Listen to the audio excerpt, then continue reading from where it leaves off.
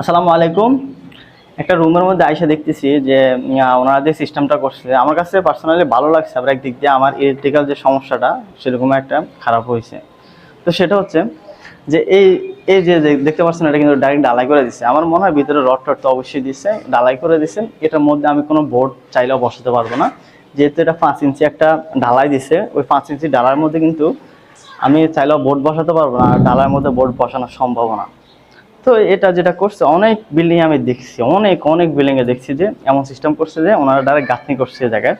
গাঁথনিটা আমার যখন একটা গ্রুপিং কাটিং করে যে আমার ইলেকট্রিক্যাল বোর্ডের জন্য, সে গাঁথনি মনে টলবল করে, মনে হয় যে এমনই ঘুরে যাবো এমন অবস্থা। তো ওনারা এই সিস্টেমটা ভালো করছে। এমন সুইচ বোর্ডটা যেটা দিতে হবে সেটা ডাইরেক্ট আমার যে সুইচ বোর্ড মেইন রুমের ওই মেইন যে সুইচ বোর্ডটা, ওই সুইচ বোর্ডটার সাথে ব্যালকনি সুইচ বোর্ডটা দিয়ে দেবো, সমস্যা হবে না আশা করি। কিন্তু ওনাদের কাজটা আমার কাছে পার্সোনালি অনেক বেশি ভালো লাগছে। এটা যে কোম্পানি একটু জিনিসপত্র একটু বেশি খরচ হয়েছে, বাট এটা কিন্তু সুন্দর হয়েছে।